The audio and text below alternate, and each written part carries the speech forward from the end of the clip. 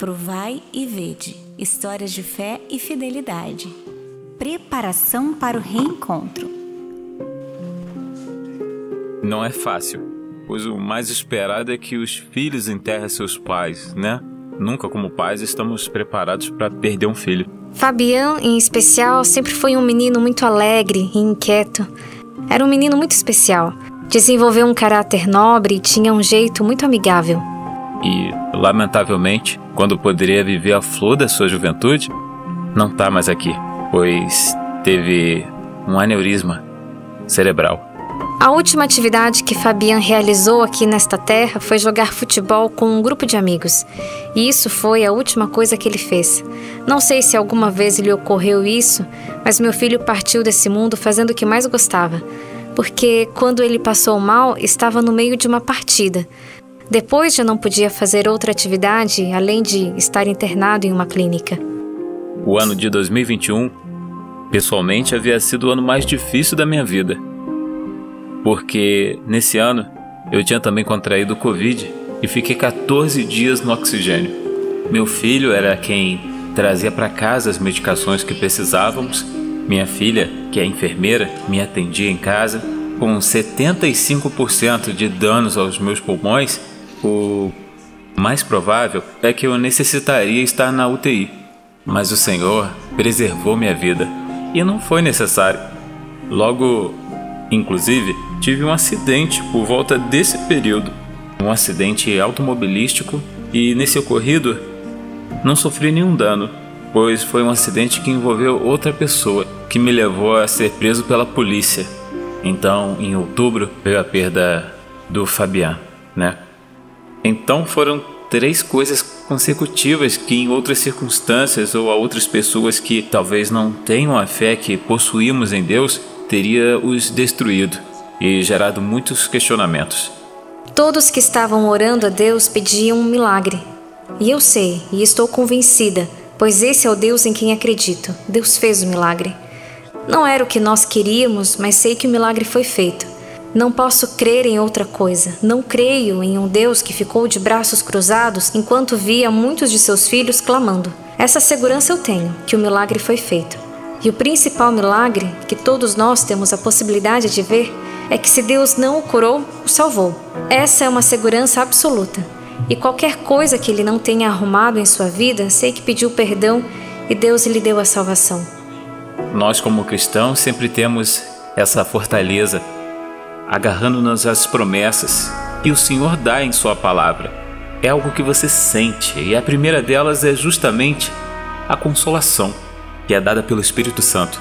Como seres humanos e cristãos, sentimos as dores de perder um ente querido, mas enfrentamos de uma maneira distinta, em que não nos desesperamos, onde nos agarramos às promessas, onde o Espírito Santo é que pode te consolar.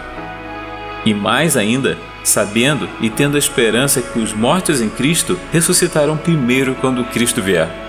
Antes do Fabiano entrar na sala de cirurgia, eu disse: "Filho, estou ao seu lado. Quando você sair e abrir seus olhinhos, ainda estarei aqui, vou continuar aqui."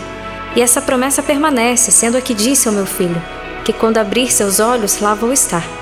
Então, cada vez que penso e lembro, digo: não, preciso estar pronta, porque prometi ao meu filho que quando ele abrir os olhos, eu estarei lá.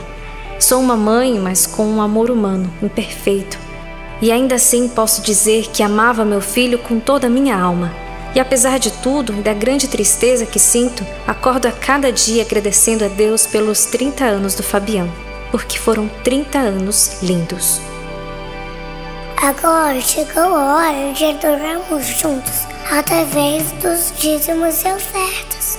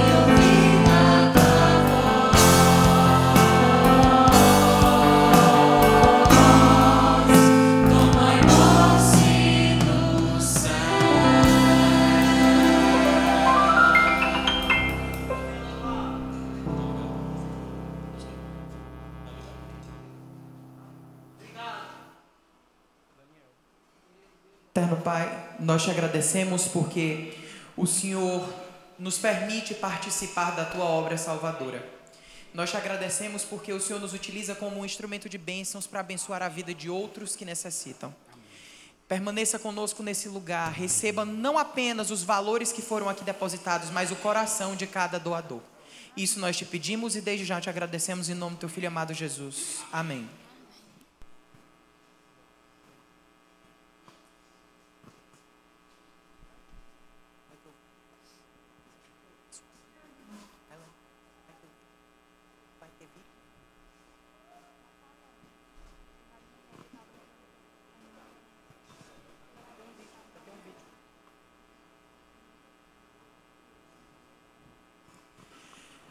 Eu vou cumprimentar vocês e eu gostaria de ouvir toda a empolgação, toda a animação, toda a felicidade da Igreja Central por estar aqui agora, nessa manhã de sábado. Feliz sábado, Igreja Central!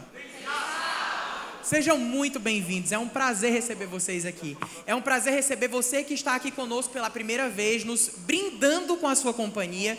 Temos aqui vários amigos que estão aqui pela primeira vez. Temos aqui outros amigos também que são pastores dessa igreja. Teremos o nosso orador dessa manhã, pastor Gilberto, Patrícia, sua esposa, que já foi pastor aqui da Igreja Central. Para nós é sempre um prazer lhe receber, pastor. A igreja tem um carinho enorme por vocês. Temos aqui também o pastor Mário, nosso departamental de publicações aqui do campo. Temos também outros pastores e famílias pastorais. A gente gostaria que vocês se sentissem muito bem-vindos, que vocês se sentissem abraçados nesse lugar. Nós temos um carinho enorme por cada pessoa que nos brinda com a sua companhia. Nesse momento, eu quero convidar você a um momento de reflexão. Eu quero convidar você a um exercício. Nós vamos voltar 2000 anos no tempo até um momento muito específico e singular, que é o momento em que Cristo é levado até o Calvário e ali voluntariamente, como a Bíblia descreve, como cordeiro mudo, ele entrega a vida dele por mim, por você, como sacrifício propiciatório da nossa salvação. Amém? Eu falava hoje pela manhã que nós paramos muito pouco para meditar sobre o quão significativo é o sacrifício de Cristo na cruz do Calvário. O quão importante é o sacrifício de Cristo para a nossa existência. Porque Cristo, ele é tudo. Ele é o pão, ele é o vinho, ele é salvação, ele é redenção, ele é esperança, ele é a integralidade de tudo que nós somos. Quem vive sem Cristo, quem vive sem o conhecimento desse sacrifício de Cristo, parece que vive sem uma parte de si próprio. E quando nós paramos para refletir nesse sacrifício, nós somos lembrados da importância dele, é como se nós nos reconectássemos com a nossa origem. Nesse momento eu quero convidar você a fazer isso e a cantar junto com o Ministério de Louvor, ele é. O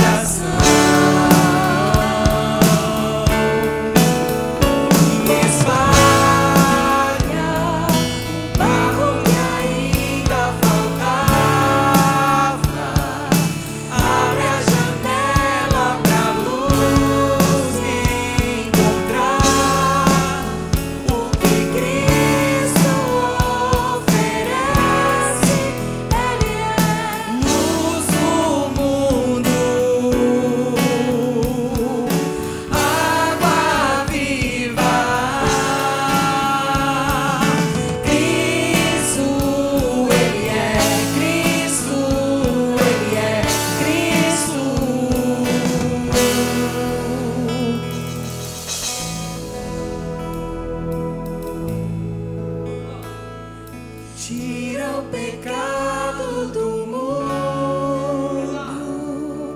planta a esperança na terra do meu coração.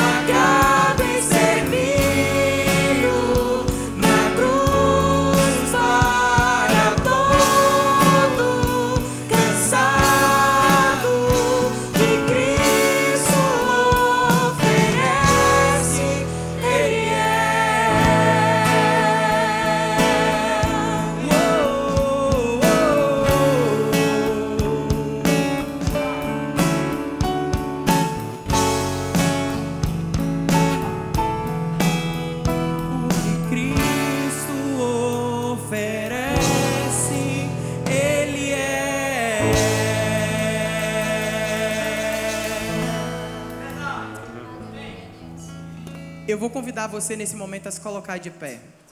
E eu quero te fazer uma pergunta. O que você veio entregar e o que você espera receber aqui? Um momento de adoração a Deus é constituído dessas duas proposições. Eu venho entregar a Ele os meus anseios, as minhas dúvidas, os meus problemas, as minhas dificuldades, a minha falta de esperança. Talvez aquele problema que aos olhos humanos você considera impossível, e você vem receber dele de volta graça, salvação, misericórdia e, acima de tudo, alívio. A música que nós vamos cantar agora fala sobre isso.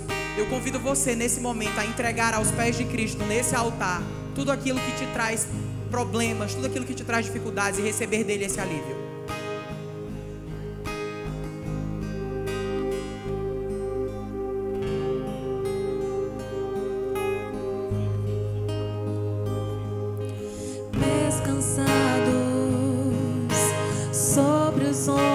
Peso de uma vida inteira, vejo que sozinho já não posso andar, já não tenho forças pra seguir.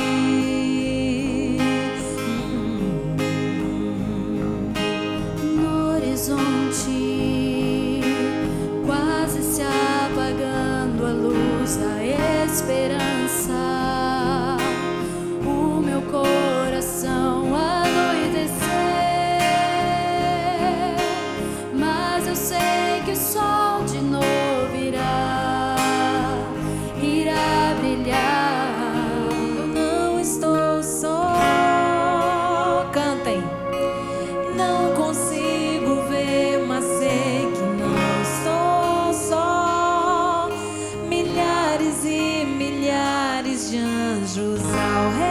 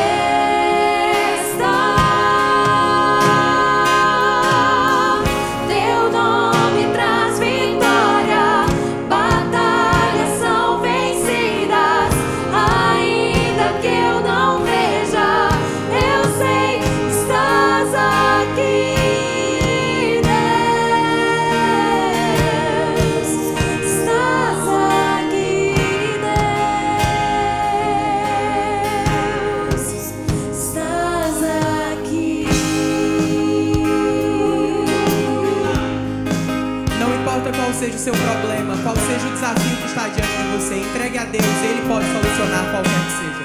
Não estou só,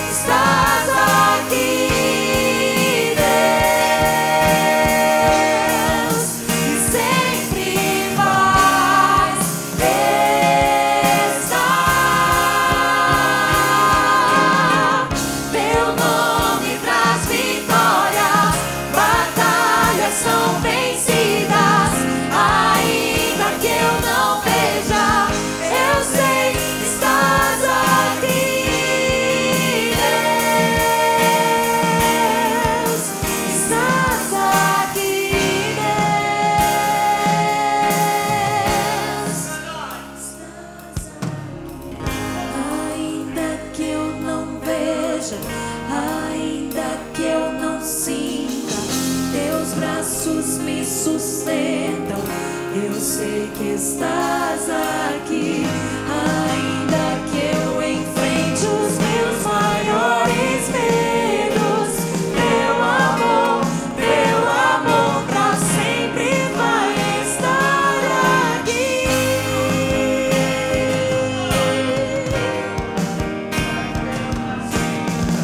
Teus braços me sustentam. Eu sei que estás aqui, ainda que eu enfrente os meus maiores medos. Teu amor pra sempre vai estar aqui.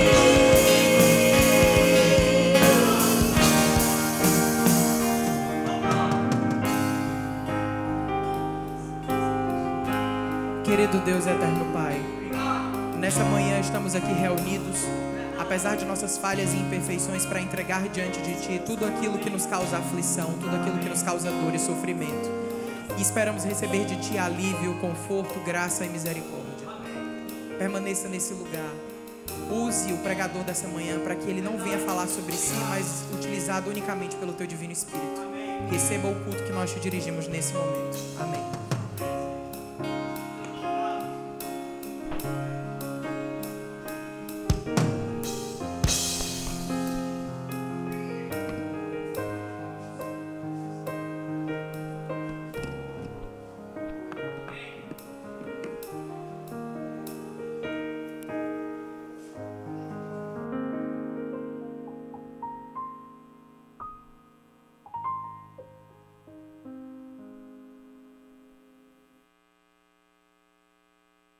Seja abundante em nossas vidas, agora e sempre. Amém. E aí, vocês estão bem? Como é que passaram de ontem para hoje? Hã? Eu passei dormindo, Ferrinho. Mas se você passou bem, é o que importa.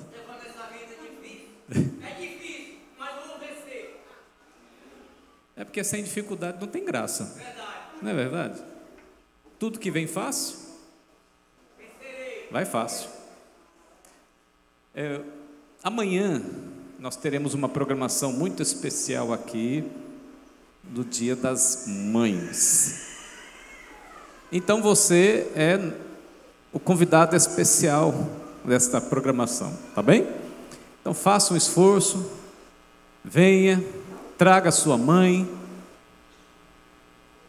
E vamos participar juntos, porque eu e Patrícia também estaremos aqui amanhã, tá? Então é nosso convidado mega, hiper, ultra, super especial. Beleza? É muito especial, então não vamos perder, hein? E aí, quantos estão fazendo planos para estar aqui amanhã? Deixa eu ver. Ô, gente, que é isso? Levante a mão. Levante a mão. É isso. Quem não levantou, levante a mão. Então nós vamos orar para que o Espírito Santo te convença até amanhã, viu? Você que não levantou a mão, nós vamos orar para que você tenha um pesadelo essa noite.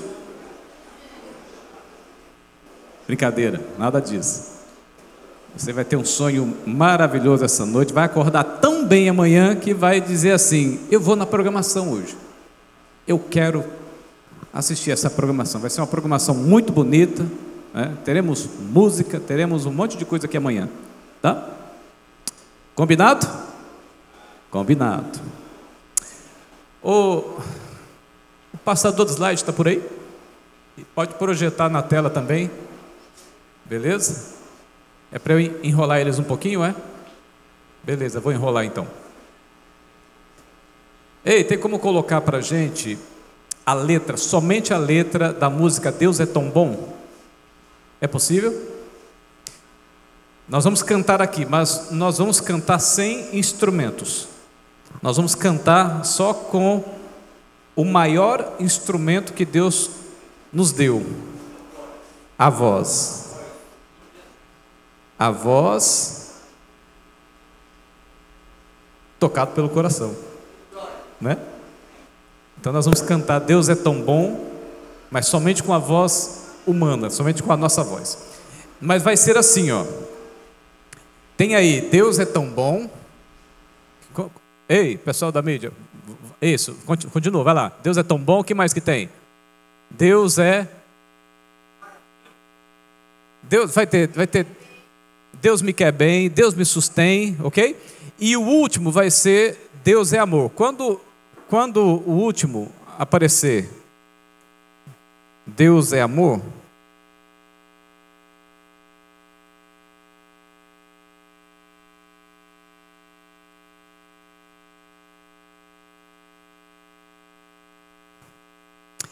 ó, Deus é tão bom. Poxa, gente, acho que não.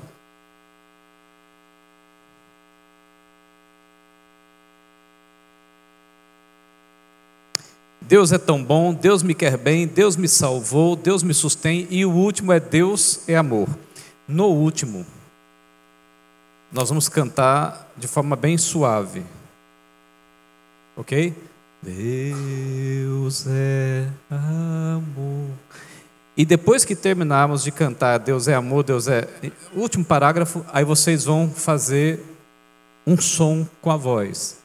Vocês vão fazer assim, vão fechar os olhos e vão somente com o som.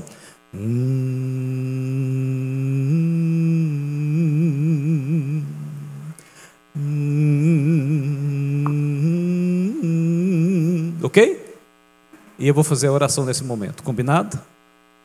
Então nós vamos começar. Deus é tão bom. Bora?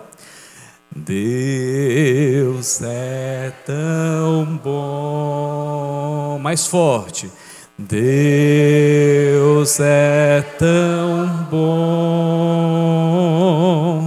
Deus é tão bom. Deus é bom para mim. Deus me quer bem.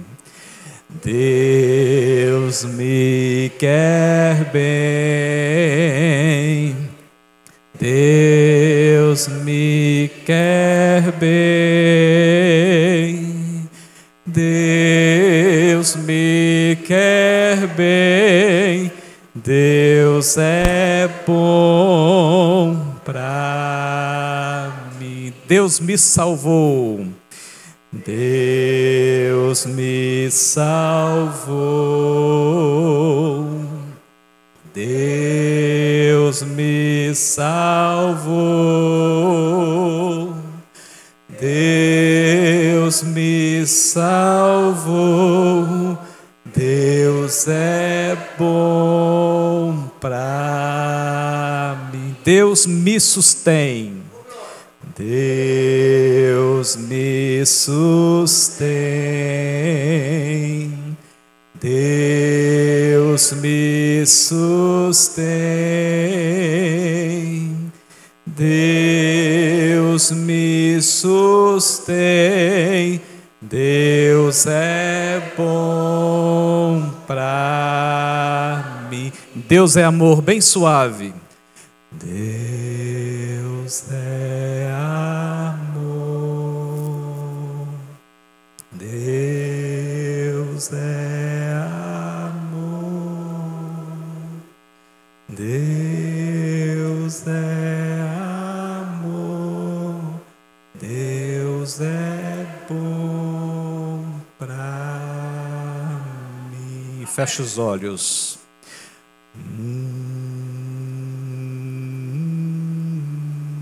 Querido Deus,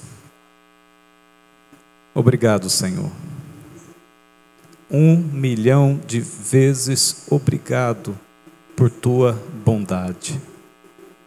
Nós imploramos a tua presença agora e pedimos que o Senhor fale ao nosso coração, à nossa mente, em nome do Senhor Jesus. Amém. Amém. Ok, pode projetar, por favor.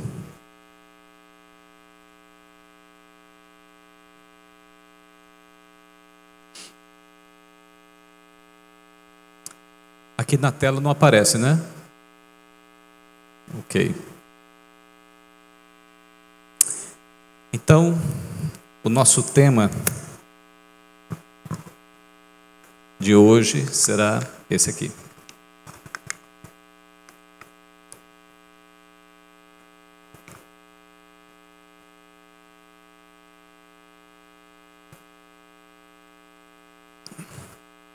A morte da verdade e a profecia de Apocalipse capítulo 12, verso 17.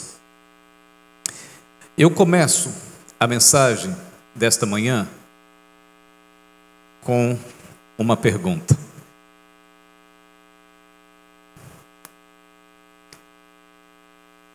Existe verdade? Existe verdade? Todo mundo concorda? Existe verdade? Mas o mundo está dizendo que não. O mundo está afirmando que não existe absolutos. O mundo está dizendo que a verdade é relativa. Alguns vão dizer assim: o que é verdade para você não é verdade para mim.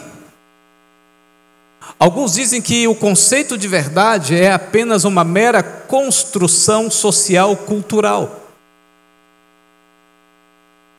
O mundo está dizendo que o conceito de verdade ele é relativo porque deve ser uma construção individual.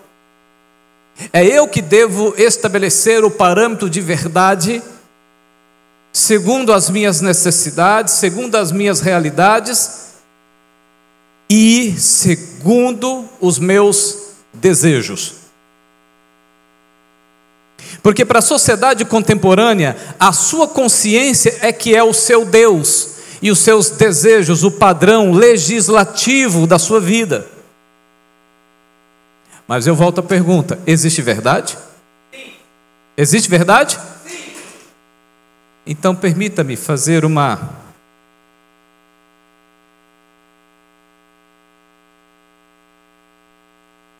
analogia. Qual a cor desta cadeira? Quem disse?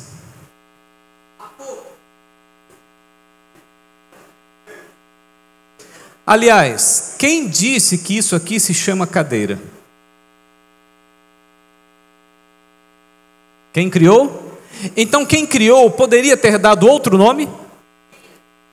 Isso aqui poderia se chamar mesa ao invés de cadeira, sim ou não? Então quem deu o nome para esta cor de branco poderia ser azul? Então eu volto à pergunta: existe verdade?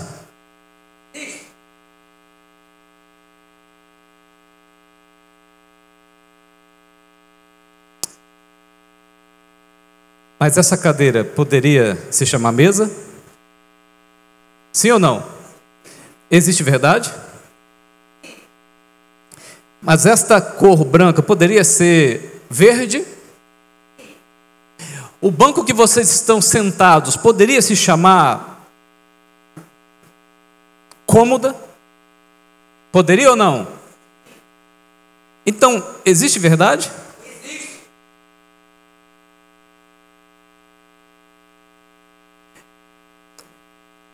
Mas pergunto de novo: como é que se chama isso aqui mesmo? Se eu quisesse chamar isto aqui de armário, quando foi inventado, eu poderia? E você não daria a vida hoje dizendo: não, isso aqui é um armário. Sim ou não? Então eu pergunto: existe verdade? Porque esse é o argumento.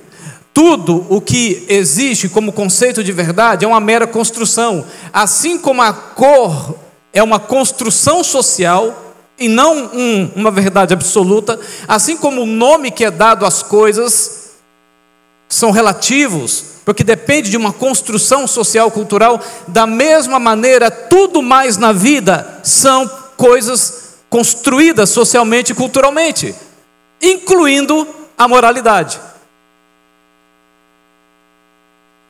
Agora, escuta o que eu vou dizer. Existe sim verdades absolutas, universais, mas também existe verdade relativa.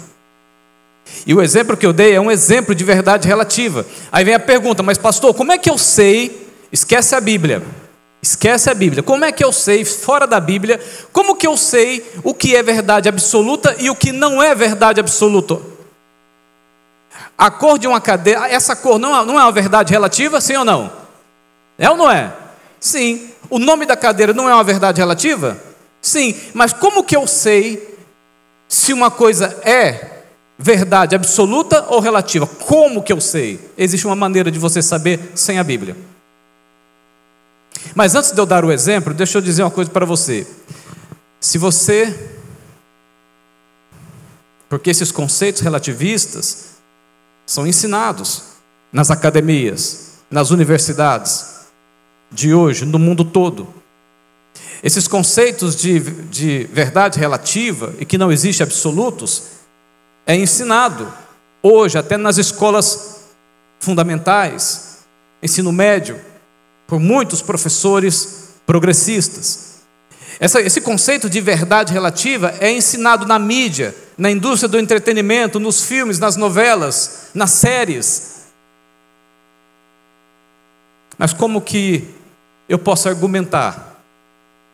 Eu tive um professor na faculdade de História, uma faculdade secular. Eu fazia faculdade de História naquela época e eu tive um professor ateu, doutor em História Antiga, e o prazer dele, e ele parava a aula, quando encontrava oportunidade, o prazer dele em sala de aula era provar para os alunos crentes da sala que não existe verdade, e que a verdade é apenas um conceito relativista, uma construção social. Então, se algum dia você for confrontado com esse tipo de suposta lógica, você pode dizer, caso o seu professor diga, não existe verdade, o que você pode responder? Oi?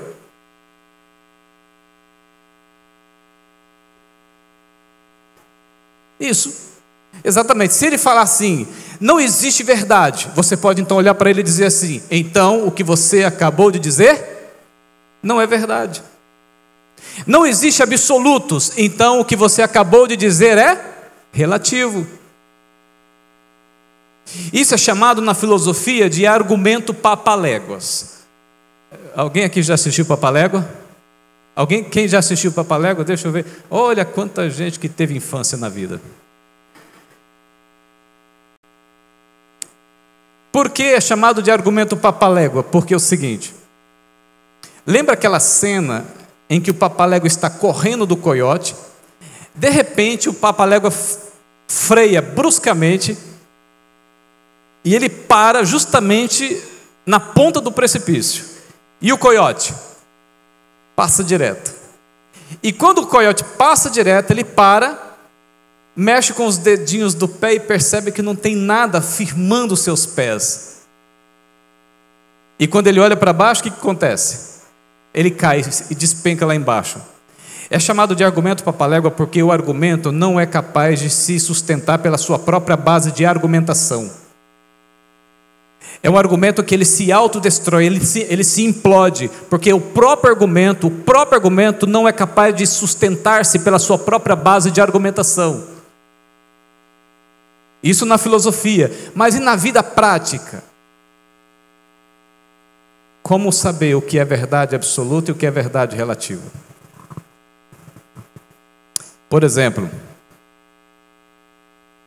se você subir num prédio de 50 andares e pular de cima desse prédio, o que vai acontecer contigo lá embaixo? Então existirá o quê? Uma consequência.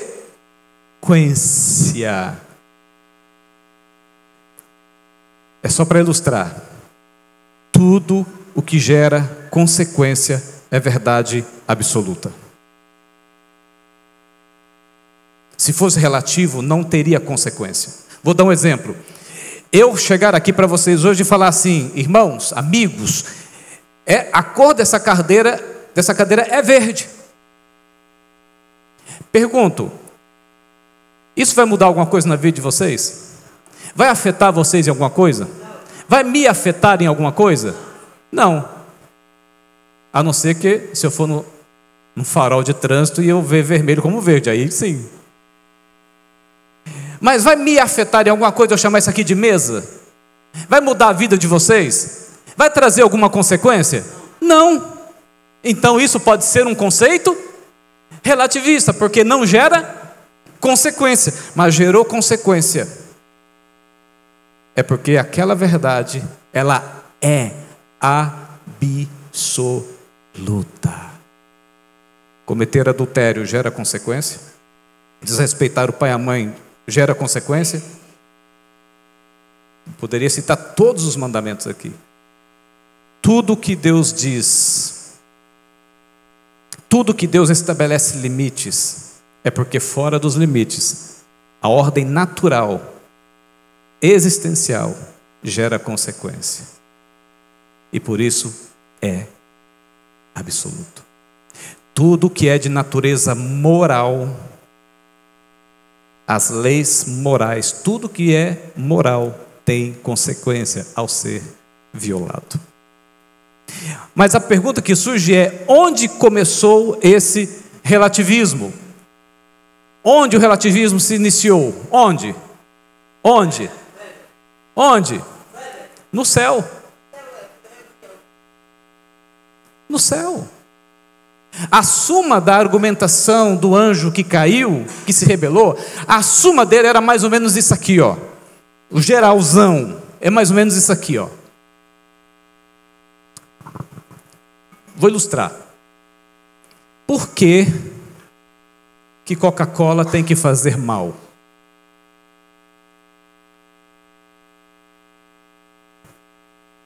Deus não poderia ter nos criado com a capacidade de beber Coca-Cola à vontade e não ter consequências por isso? Poderia ou não poderia? Deus poderia ter nos criado de tal maneira que a gente não sofresse as consequências por ultrapassar os limites? Poderia ou não poderia? Poderia, eu vou falar sobre isso já. Por que não fez? Mas olha, eu fico às vezes até imaginando, né? Imagina, você chega no médico e o médico faz um exame e ele constata que você está com um câncer em fase terminal. Aí o médico então pega o papel receituário, de receita, e começa a escrever os medicamentos. Quando ele termina de escrever, passa para você, aí ele explica: olha, é o seguinte, para ajudar você a se restabelecer, a banir o câncer do seu corpo, a se curar do câncer, churrasco 3 vezes ao dia. Churrasco, bem gorduroso.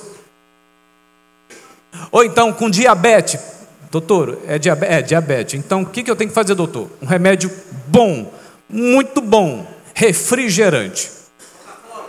Coca-Cola, refrigerante, pelo menos 5 vezes ao dia. Imagina? Ou então, uma caixa de chocolate por dia. É bom mesmo, doutor? Oxe, é tiro e queda. Foi mais ou menos esse o discurso de Satanás no céu. A ideia geral é: por que nos criastes para viver dentro da caixinha? Caixinha, estou querendo dizer, dentro de limites pré-estabelecidos.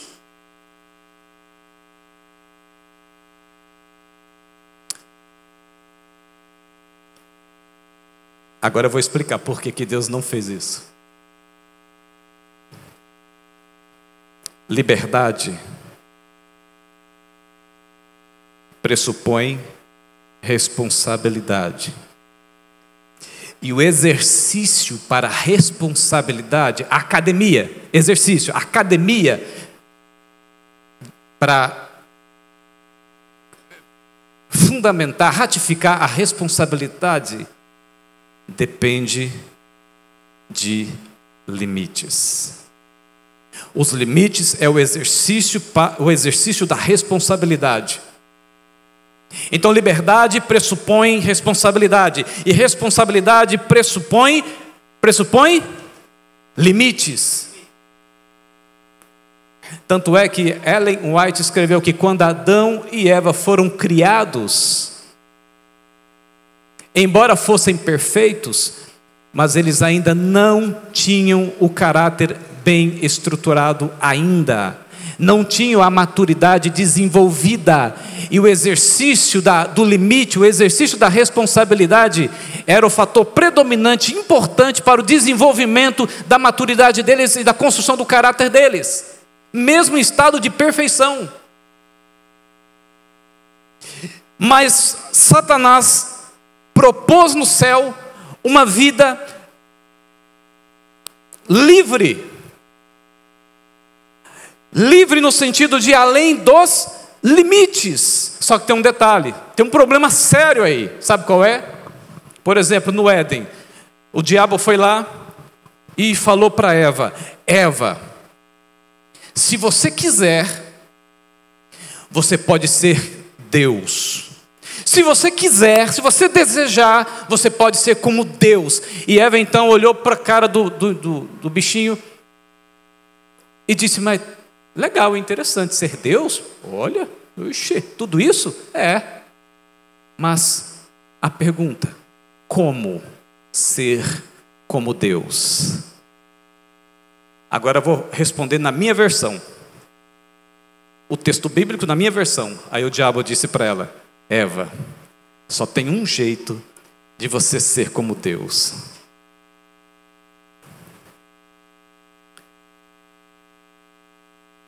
Cruze a linha do limite. Ultrapasse o horizonte.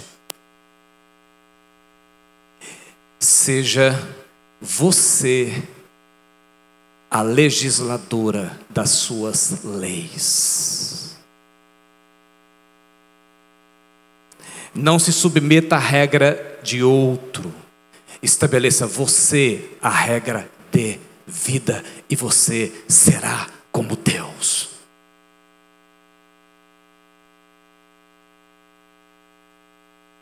E ela foi lá e ultrapassou os limites. Portanto, todos hoje em nossos dias que violam a lei da vida, que são as leis de Deus, a lei da vida, todos que violam as leis de Deus estão como que dizendo: o Deus aqui sou eu.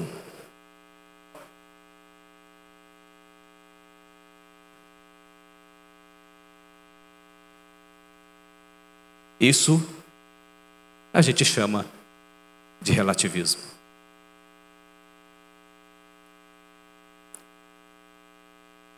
Viver como Deus é viver além dos limites, é viver além das regras, é além das diretrizes, é além dos manuais. Só que tem um detalhe: não existe esse tipo de conceitual de liberdade. Nós entendemos isso como libertinagem. Porque a partir do momento que você, tudo bem, vira as costas para a vontade de Deus, a orientação de Deus, a partir do momento que você, como um corcundo, vira as costas para Deus, você está criando a sua própria regra de vida. Então, você não deixa de servir alguma coisa.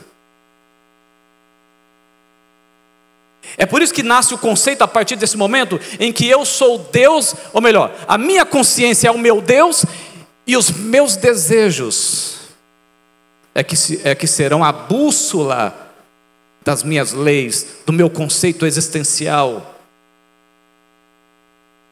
Eu tive a curiosidade de fazer uma pesquisa sobre isso no ChatGPT. E olha a resposta que o ChatGPT me deu. Liberdade versus libertinagem. Liberdade se refere à capacidade de agir, pensar ou expressar-se. Envolve a capacidade de fazer o quê? olha, se existe a capacidade de fazer escolhas, logo, existem bifurcações, existem estradas diferentes, existem regras, existem leis. Se existe liberdade para fazer escolhas, e a escolha pressupõe limites. Isso é extremamente evidente, tanto do ponto de vista filosófico, quanto da Bíblia. Escolha, o que é a palavra escolha? Olha aqui para mim, não lê lá agora não, ó. Olha aqui para mim. O que é a palavra escolha? Escolha é uma bifurcação. Escolha é uma situação contraditória que você precisa fazer uma. Então, naturalmente, a palavra escolha significa isto. Ela pressupõe uma bifurcação, ela pressupõe vários caminhos e você agora precisa fazer uma opção. Então, escolha é optar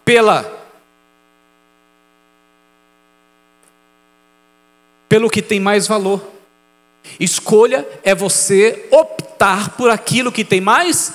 Repita comigo, escolha é optar por aquilo que tem mais valor. E o que tem mais valor para você? E isso acontece todos os dias da vida. Por exemplo, você entra num restaurante, self-service. Aí eu pergunto, o que é que tem mais valor para você colocar no prato? Você percebe que a gente está nessa bifurcação a todo momento, a cada minuto, a cada segundo, a cada dia, a cada hora, a cada semana, a cada mês. E é constante, é sistemático, é todo momento.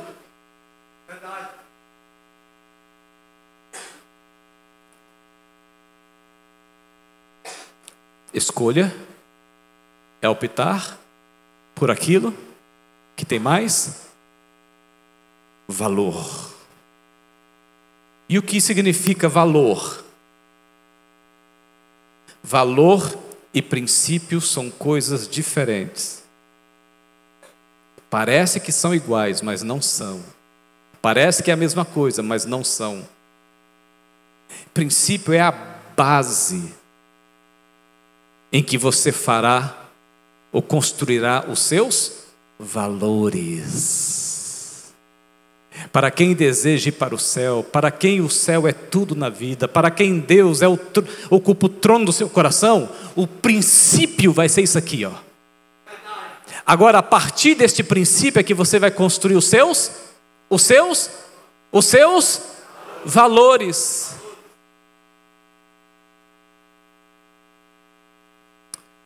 Deixa eu voltar aqui, peraí. Olha aqui, por outro lado, lá desenvolve a capacidade de fazer escolhas conscientes, racionais e responsáveis. Aí vem a ideia do exercício. Os limites são os instrumentos que nós temos para o exercício da responsabilidade segundo a liberdade que temos, que foi nos dado. Por outro lado, libertinagem refere-se a um comportamento excessivamente indulgente ou... Olha aí, eu não tirei isso aqui do Espírito de Profecia. Eu não tirei isso da Bíblia, eu tirei do ChatGPT. Muitas vezes ignorando as consequências, o quê? Morais, éticas ou legais das ações. É uma forma de comportamento imprudente que não reconhece o quê? Olha aqui. Eu achei fantástico isso aqui, porque eu prego isso aqui há muito tempo e eu fui fazer uma consulta agora, esses dias, e bati exatamente com o meu sermão. Parece que ele leu o meu sermão antes. Que não reconhece limites saudáveis ou considerações éticas. Então, enquanto a liberdade promove a autonomia individual dentro de um quadro de responsabilidade e respeito pelos direitos dos outros, a libertinagem é mais associada à falta de controle, excesso de desrespeito pelos limites sociais e pessoais. Agora eu pergunto, o que é liberdade? Eu vi um vídeo de alguém dizendo assim: liberdade é você poder fazer tudo que você deseja. Ei, essa pessoa disse: liberdade, ferrinho, liberdade é você fazer tudo que você deseja. Verdade. É verdade, Ferrinho? Não, misericórdia. Ah. Misericórdia. Isso é a verdade, falar misericórdia e bem.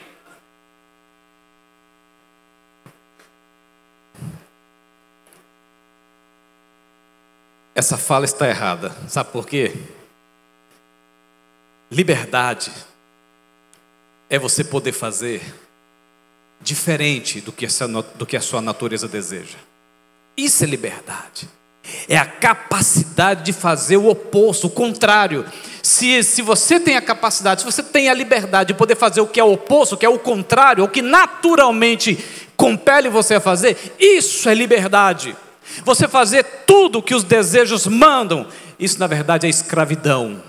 Você não está fazendo mais do que o desejo impulsiona a fazer.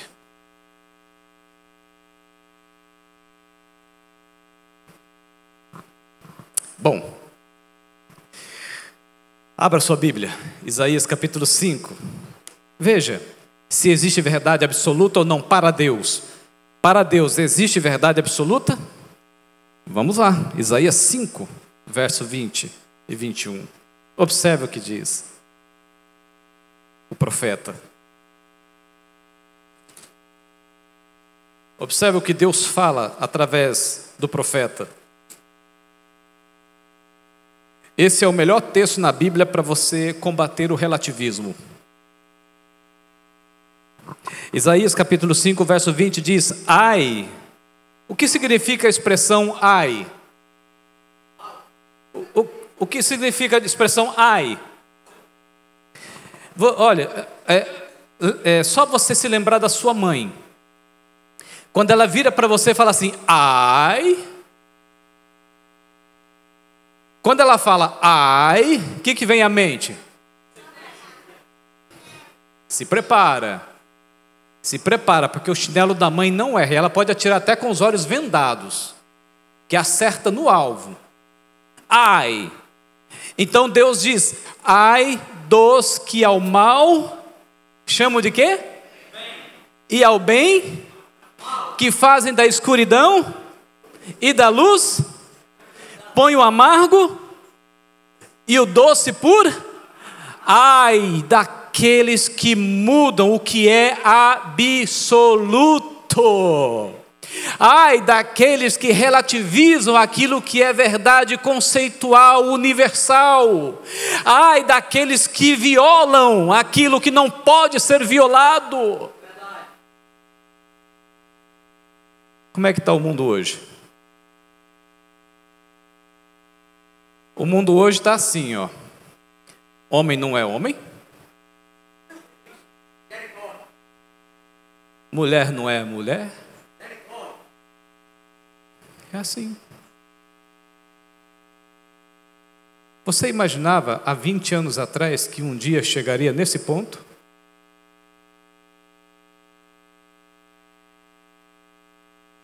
Tem um autor cristão que ele escreveu: que mundo é esse em que hoje nós temos que defender o que é óbvio? E o verso 21 ainda tem uma advertência adicional. Ai dos que são o quê? Sábios aos seus próprios e prudentes em seus próprios conceitos. E olha, hoje está muito difícil você defender valores. Porque o relativismo ganhou força, bem impulsionada, especialmente a partir da década de 60. E hoje, as pessoas elas já crescem com uma mente que não consegue enxergar outra coisa a não ser o relativismo. Por mais que você explique, por mais que você expresse, por mais que você argumente, parece que as pessoas não conseguem ver, não conseguem enxergar, não conseguem ouvir o que precisa ser ouvido. Eu me lembro, por exemplo, de um rapaz que eu dei estudo bíblico, evangélico ele, e um dia eu estava estudando, ele pediu que eu estudasse depois com ele, ao final do estudo, sobre Um assunto lá, não vou dizer qual é, um assunto lá da Bíblia. Que os evangélicos têm muito, fazem muito. Aí quando eu abri o texto, e eu expliquei o texto, de repente ele começou a rir, dar gargalhada. Aí aquela hora eu brinquei e falei assim, você está rindo para mim ou de mim? Aí ele falou assim, não, sabe o que é? Eu estou rindo. Porque acaba sendo engraçado. Eu já li esse mesmo texto bíblico, talvez mais de 500 vezes, mas nunca consegui enxergar a clareza dele como estou enxergando agora. É uma espécie de formatação mental. Sabe, quando você compra o celular, ele não vem com alguns aplicativos pré-instalados? Vem ou não vem? Vem ou não vem? Vem. Mas aí você vai instalando outros ao longo do tempo, não vai? Outros aplicativos para determinadas funcionalidades. O que vai fazer do seu celular ser exatamente aquilo que assemelha-se à sua personalidade. As coisas que você instala, as coisas que você visualiza, mostram até certo ponto uma característica sua, de sua personalidade, dos seus gostos, de tudo sobre você. É como que na geração atual as crianças já começassem a receber aplicativos, mas aplicativos que condicionam elas a pensar de uma maneira, refletir de uma maneira e interpretar de uma maneira o mundo ao seu redor. Depois, para a gente desinstalar esses aplicativos é muito difícil. Muito difícil, porque às vezes dá bug. Às vezes você tenta desinstalar, não consegue desinstalar. E é por isso que as pessoas constroem essa visão da vida. E por isso que elas não conseguem interpretar de outra maneira. Por exemplo, eu ia até trazer, acabei esquecendo, os óculos. Para mostrar para vocês, para ilustrar. Eu tenho um óculos azul e um óculos rosa em casa que eu uso para fazer casamento. Se eu colocar um óculos azul, como que você acha que eu vou enxergar todo esse ambiente? Azulado. Se eu colocar um óculos rosa, rosado. É por isso que às vezes o casal fica em conflito e não consegue se entender, porque ele está vendo o mundo ao seu redor com uma cor de lente e ela está enxergando o mundo ao seu redor com outra cor. E por isso eles não conseguem se entender. Mas e se ele pegasse o óculos dele, desse para ela e pegasse o dela? Aí conseguiriam entender melhor por que ele ou ela interpreta o mundo ao seu redor daquele jeito. Então a geração de hoje é uma geração que foi formatada a pensar de maneira restrita a questão de absolutos, de regras. É por isso que a geração de hoje desrespeita as leis de trânsito, desrespeita as leis de uma escola, de uma faculdade. Um dia desses eu vi um vídeo em que uma jovem deu uma voadora na diretora da escola, porque ela não queria seguir as regras institucionais daquela escola. Ela queria seguir a sua própria regra de vida ali dentro. É por isso que a juventude de hoje não respeita mais os velhos. Claro, não são todos, viu? Não estou generalizando. É por isso que a juventude de hoje, as pessoas de hoje, especialmente da geração Z para frente, especialmente a que vem depois da geração Z, é por isso que essa geração não quer respeitar os mais velhos, não quer respeitar as autoridades. E quando a gente vem para a igreja, é o mesmo drama. Porque aqui dentro começo a questionar os manuais da igreja, as regras institucionais da igreja.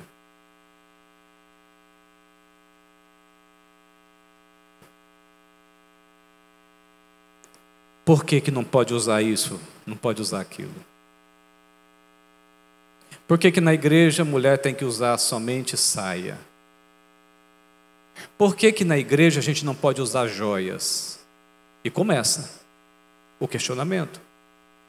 Não estou dizendo com isso que não possa ter uma resposta inteligente. Eu acho que para tudo exige resposta inteligente. Mas é importante que se vá atrás das respostas. E não ratifique ou fortaleça as dúvidas. Só estou exemplificando porque esse não é meu tema. Por que não pode tomar isso? Por que não pode comer aquilo? Por que não pode fazer aquilo? Por que não pode casar na igreja quando o casal já desfrutaram de noites de núpcias antes do casamento. Por que a igreja não casa? E se revolta e monta um motim.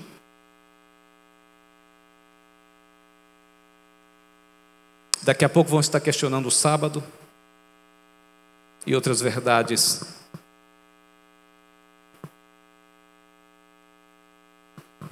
Bom, vamos lá.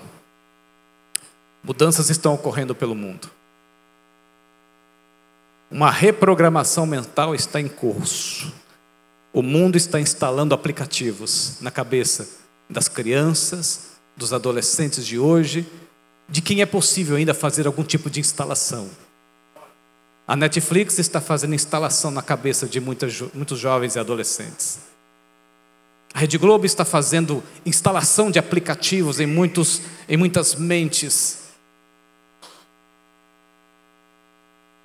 O sistema que domina, que constrói a cultura, que modela a elementos na sociedade, um sistema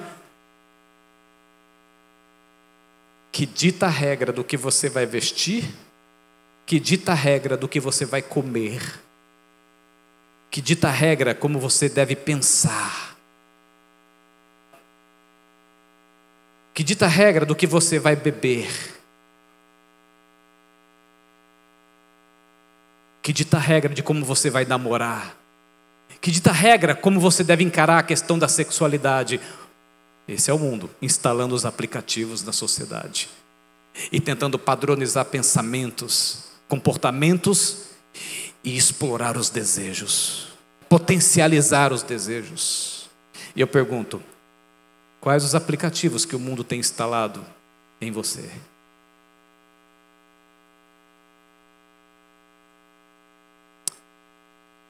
Quem está por detrás? O que é a morte da verdade? Você quer saber o que de fato é a morte? Porque o relativismo é o decreto da morte da verdade. O decreto da morte da verdade. Mas o que significa a morte da verdade? O que é que significa a morte da verdade? Sabe o que significa? Significa isso aqui, ó. A morte da verdade é uma maneira de eliminar o quê? Eliminar o quê? Deus da sua vida. Como assim, pastor?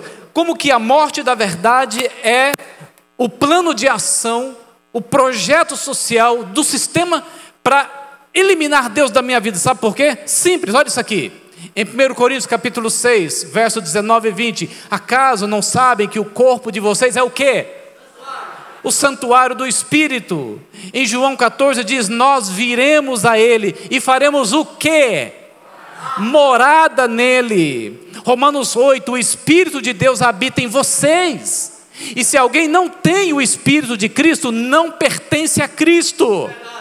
Em Gálatas capítulo 2, fui crucificado com Cristo, assim já não sou eu quem vive, mas Cristo é quem vive em mim. Eu sou morada. Eu sou morada da divindade, eu sou morada do Espírito de Deus, eu sou morada de Cristo. Por isso Paulo escreveu, eu não vivo mais, os meus gostos já não me pertencem mais, os meus desejos já não me pertencem mais. A minha maneira de pensar é tudo uma revelação de Jesus Cristo. Em João 15, permaneçam em mim e eu permanecerei em vocês. Em 1 João, sabemos que permanecemos nele e ele em nós. Por isso que essa guerra é uma guerra contra Deus em você.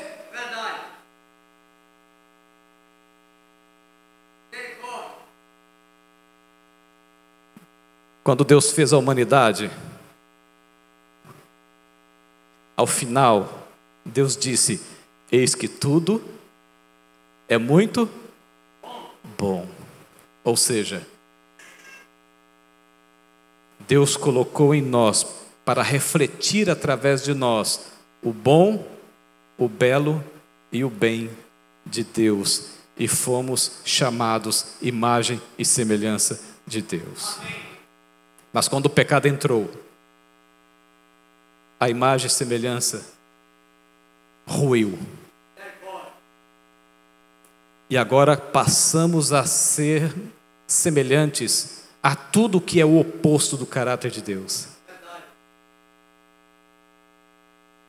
Mas, através de Cristo, através do sacrifício, através da ação do Espírito, através do resgate, através da intervenção de Deus, Ele agora começa a lapidar novamente a sua imagem e semelhança em nós. Mas o mundo quer tirar isso de você. O mundo quer destruir a imagem de Deus que está em você, ou que está sendo lapidada. Como ocorre essa guerra? Apocalipse 12, 17 diz, lembra do texto? Apocalipse 12, 17, irou-se. Apocalipse capítulo 12, verso 17.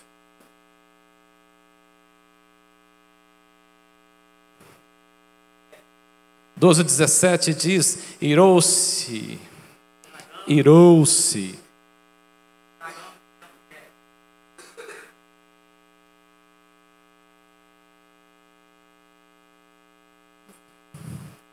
Irou-se o dragão contra a mulher e foi pelejar com os restantes da sua. Aí o texto diz, quem é esse remanescente? Quem é essa igreja? Quem é esse povo? Ele é identificado de duas maneiras. Por que o dragão está irado com esse movimento? Com essas pessoas, com essas famílias, com esses indivíduos. Por que Satanás está irado, o dragão está irado contra eles? Por causa de quê? Porque eles guardam os mandamentos de Deus e têm o testemunho de Jesus. Ei, escuta aqui, a palavra mandamentos de Deus aqui não significa apenas os 10 mandamentos. A palavra mandamento aqui significa toda a vontade de Deus expressa na Torá. Não é apenas os 10 mandamentos. Mas pastor, e o sábado? O sábado está lá nas 3 mensagens angelicais. Embora esteja aqui também. Mas é mais nítido, mais claro nas 3 mensagens angelicais. Adorai aquele que fez o céu, a terra, o mar e tudo que nele há. Essa é a descrição do sábado, como um sinal escatológico do final dos tempos. Aqui em Apocalipse 12, 17, Satanás está irado contra aqueles que sustentam e ratificam o absoluto de Deus. Satanás está irado contra aqueles que não aderiram ao relativismo moral. Satanás está irado contra aqueles que além de não serem contra o absoluto, eles vivem ou lutam para viver e defendem com a vida os absolutos divinos. Expressem em sua vontade. A luta de Satanás é contra a lei de Deus. Quer ver? Agora eu vou especificar os 10 mandamentos. Quer ver? Exemplo? Não terás outros deuses diante de mim. Aí tem uma frase que ecoa por aí na sociedade que diz, nada é errado. Nada é errado. Se te faz feliz. Então nesse caso, você que se torna o seu Deus. Nesse caso, se você vive além dos limites, você é o seu próprio Deus. Jean-Paul Sartre e Simone de Beauvoir, eles escreveram que os desejos podem se tornar formas de idolatria. Agora olha que interessante, Sartre e Beauvoir não são cristãos, não foram cristãos, eram céticos, ateus, progressistas, defensores de conceitos relativistas. Segundo mandamento, não adorar ídolos. Tem um provérbio muito antigo que diz, me diga quem tu segues e te direi quem tu és. Eu aproveito, abro um parêntese para fazer uma pergunta. Quem você segue nas suas redes sociais? Você segue Anitta? Madonna? Pablo Vittar? Ou você segue aquilo que é referência para o seu crescimento? Ou você segue aquilo que é uma influência de preparação para a eternidade na sua vida? Me diga quem tu segues, e te direi quem tu és. Hoje está fácil descobrir quem é quem. Se pudesse revelar os algoritmos de cada um aqui hoje, o que esses algoritmos revelariam sobre você?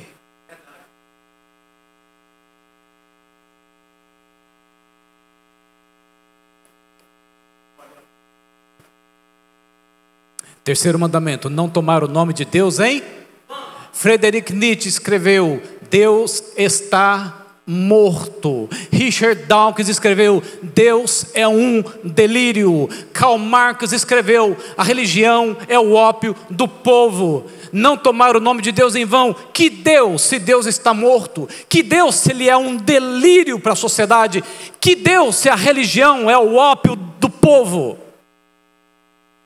Que Deus?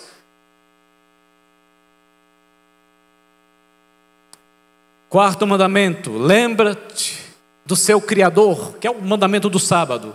Lembra-te do seu Criador, porque o sábado fala duas coisas importantes. Primeiro, que você foi criado. Segundo, que você é a imagem do Criador. Então lembre-se do seu Criador, você foi feito à imagem de Deus. Mas dizem por aí o quê?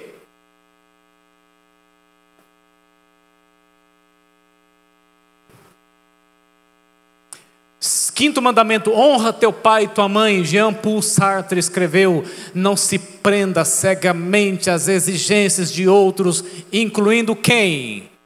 Os pais. O Estado tem primazia sobre as instituições menores, falando da família. Os teóricos progressistas de hoje que dizem que o seu filho não te pertence, pertence ao Estado. Então é o Estado que tem que educá-lo, e não você. Não matarás, ame a si mesmo acima de tudo, em a virtude do egoísmo. E Friedrich Nietzsche também falou sobre isso. Você é o centro do universo. Filosofia do ego acima de tudo. Preze pela pureza sensual, falando sobre adultério. Preze pela pureza sensual e lealdade matrimonial. Mas Jean-Jacques Rousseau escreveu, permita a evasão das inclinações o quê? Naturais. Friedrich Nietzsche e Jean-François escreveu, a moralidade é o quê? Relativa. Friedrich Engels e Karl Marx escreveram que a família é uma instituição endemicamente perversa. Então, que matrimônio? Que vida sexual? Seja livre. Oitavo, não roube. Aí, doutor. Aí, doutor. Viu, doutor? Não que não exista algum tipo de razão nessa questão. Não é isso.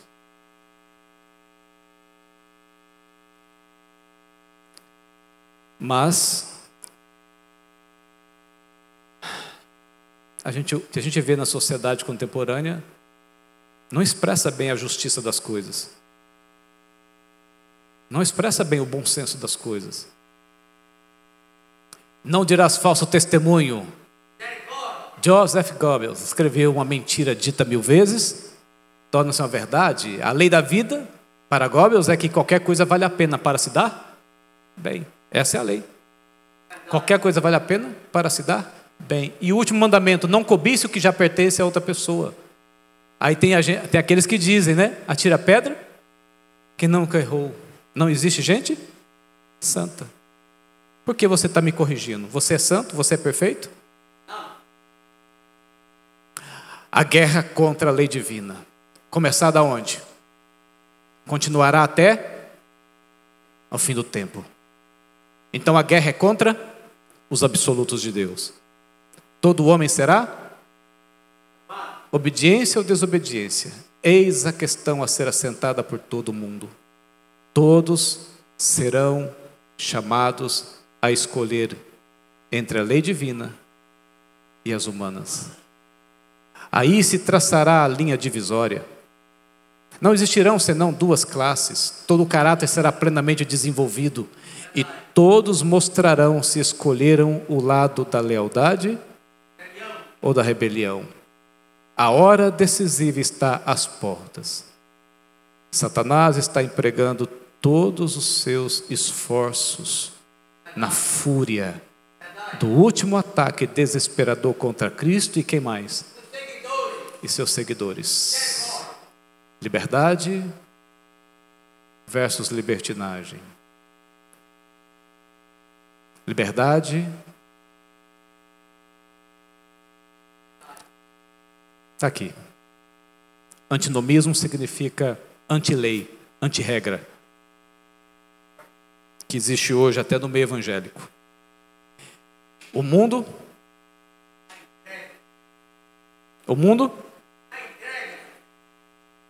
a satisfação de si mesmo. A idolatria do eu. A consciência é seu Deus. E os seus desejos, a lei. O mesmo Espírito que produziu a rebelião no céu, ainda inspira a rebelião na terra. Que espírito governa o seu coração?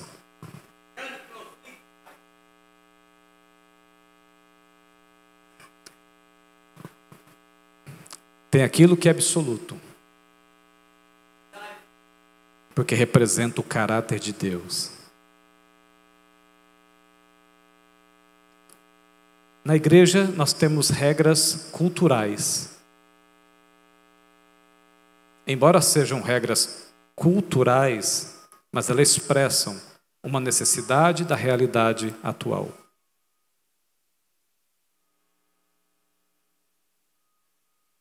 E existe aquilo que tanto faz, tanto fez. Mas quando você tiver alguma dúvida a respeito de algum princípio, algum valor, procure respostas inteligentes. Eu abro um parênteses só para poder fazer um esclarecimento importante. A igreja não toma nenhuma decisão só por capricho. Existe uma razão. Existe um motivo.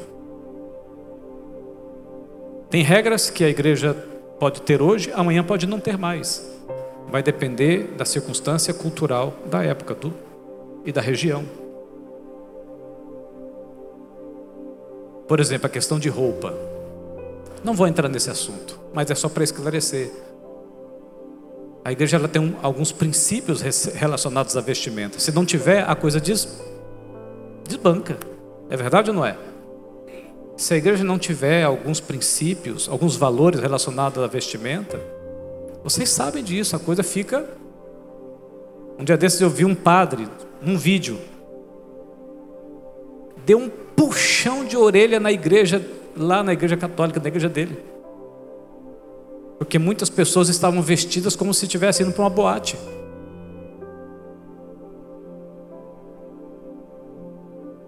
Mulheres, cuidado com a sensualidade. A sensualidade, ela existe. E Deus criou a sensualidade. Deus criou a mulher para ser atrativa aos olhos dos homens.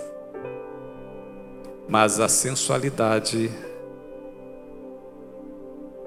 é algo que você não pode colocar na prateleira, na vitrine. Deus deu a sua sensualidade para o seu marido.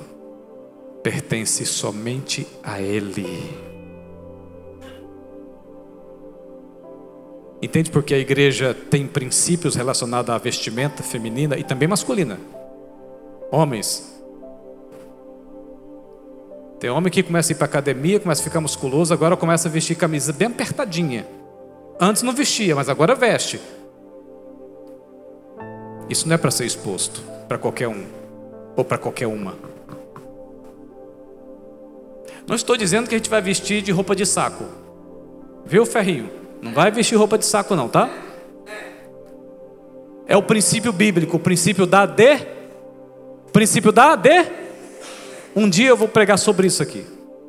Só sobre isso. Vocês querem? Pregarei. O princípio da decência. O que é que está por trás do princípio da decência apresentado por Paulo, apresentado por Pedro? Vai ser em outro momento. Mas o princípio é esse. O que você tem no seu corpo é para o seu cônjuge. É somente para ele. Isso vale tanto para homem quanto para mulher.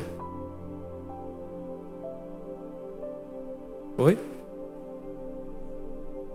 Bom dia, igreja. É interessante que a gente vê que é sempre para o nosso bem, né? O amor de Deus nas suas orientações, o que Ele nos recomenda é sempre para o nosso bem, nunca é para o nosso prejuízo. Ok? Eu termino dizendo, amigos, se Deus e a sua vontade forem prioridades na sua vida, você será prioridade na vida de Deus. É isso que você quer? É isso que você deseja? Então, fique do lado de quem já é vitorioso. E eu quero terminar só com uma citação de Ellen White. Dani, pode vir para cá. Cadê a Dani? Vinha, mulher. Quero terminar dizendo só uma coisa, amigos. Ellen White escreveu o seguinte: quando a gente chegar no céu, escuta essa. Escuta essa. Essa aqui era para ser vendido, Ferrinho. Mas hoje é sábado, não dá para vender. Ellen White escreveu, Ellen White escreveu que quando a gente chegar no céu, na hora que a gente pisar lá, a gente vai começar a chorar e sentir vergonha. Sabe por quê? A vergonha, ela diz, a gente vai sentir vergonha por ter achado na terra que estava fazendo muito para chegar lá. Entendeu, Giovana? Entendeu, Suelen? A gente vai sentir vergonha por achar que estava fazendo muito aqui para chegar lá.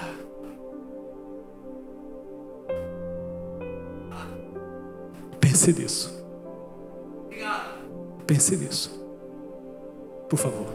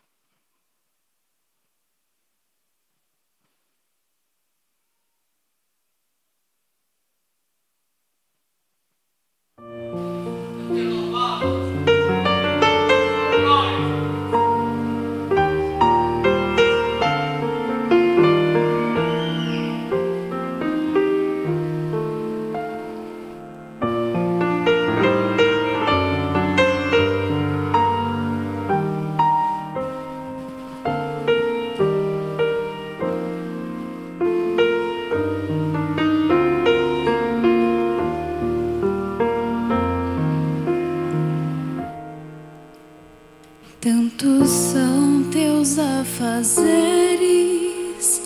que te esqueces de Jesus. Desprezas o estudo e oração.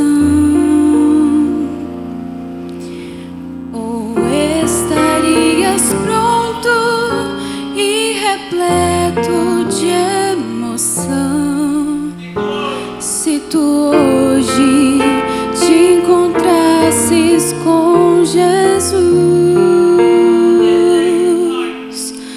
É o teu desejo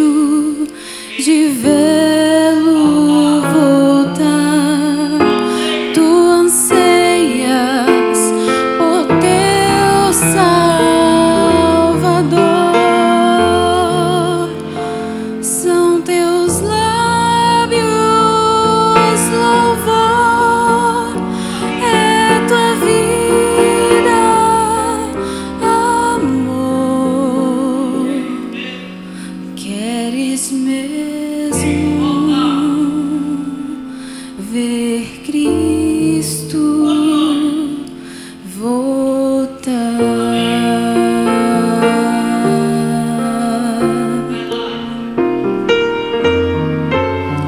Ao final eu vou estar orando. Se você quiser vir à frente para orar comigo, por favor, traga o seu anseio, traga a sua súplica, traga a sua luta, e nós vamos orar junto aqui na frente.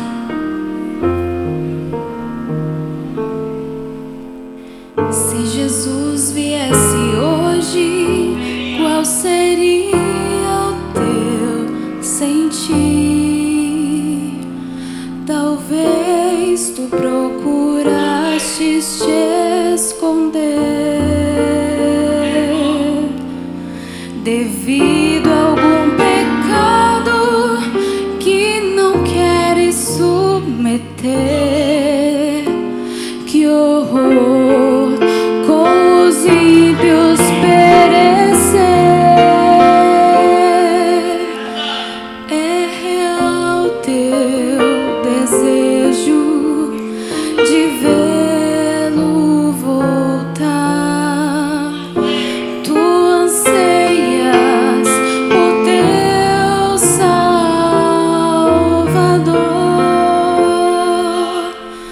São teus lábios louvar, é tua vida, amor.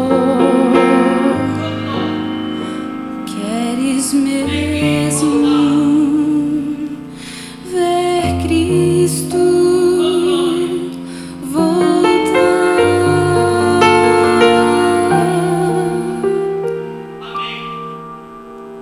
Queres mesmo ver Cristo voltar?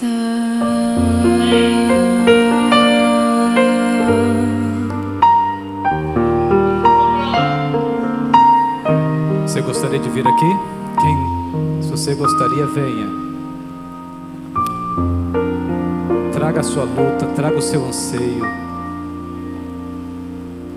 traga o conflito do seu coração.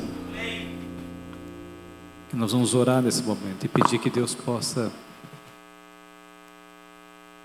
ser bem presente na tua vida. Pedir que Ele tenha nas suas mãos as suas lutas. Pedir que Ele tenha nas suas mãos os conflitos que estão aí guardados no íntimo que só você conhece. Se você tem um desejo, um pedido, venha. E eu vou orar por você também. Nós estamos numa guerra, gente. Não se esqueçam, nós estamos numa guerra. E o campo de batalha é a nossa mente. Há duas forças tentando conquistar você. Há duas forças tentando convencer você. E as duas forças têm bons argumentos. Mas pela ação do Espírito Santo você consegue discernir qual de fato é a melhor. Porque sozinhos a gente não consegue discernir nada. Nós somos incapazes de compreender a verdade de Deus, porque o nosso coração é naturalmente mau. É mais fácil a gente errar do que acertar. É mais fácil a gente discernir o mal como bem do que o bem como mal. Mas é por isso que Deus concedeu o Espírito Santo, para que Ele te ajude. Vamos orar? Vamos orar? Querido Deus, obrigado. Senhor, obrigado 1.000.000 de vezes. Obrigado por nunca ter desistido da gente. Obrigado por nunca ter virado as costas, ido embora. Obrigado por ser teimoso em tentar conquistar o nosso coração e ferir a nossa consciência. Obrigado, Senhor. Obrigado pela paciência que o Senhor tem com a gente. Oh Deus querido, caminha com a gente sempre. Não dá para viver aqui sem estar na tua sombra. Por favor, Senhor, nunca largue da nossa mão. Nós temos lutas no coração. Nós temos anseios no coração. E a gente quer colocar no teu altar essas lutas, esses anseios agora. Senhor, abrace a nossa causa. Nos ajuda a sermos mais que vencedores. Derrama teu Espírito Santo sobre a nossa vida. Senhor, salva a nossa família. Salva os nossos filhos que estão sendo atacados pelo relativismo do mundo. Salva a tua igreja, Senhor. Prepara-nos para enfrentar a última crise que em breve assolará o mundo. Prepara-nos, por favor. A todos aqui nesta manhã, tem um pensamento ali no coração, Senhor, invocando o teu nome, que o Senhor possa ouvir essa súplica e atender conforme a tua bondade e sabedoria. Obrigado por tudo, Deus querido. Obrigado. Assim agradecidos, entregamos tudo no nome santo e poderoso do Senhor Jesus. Amém, amém e amém. Que Deus abençoe você. E bom almoço para você, bom sábado para você e até a próxima.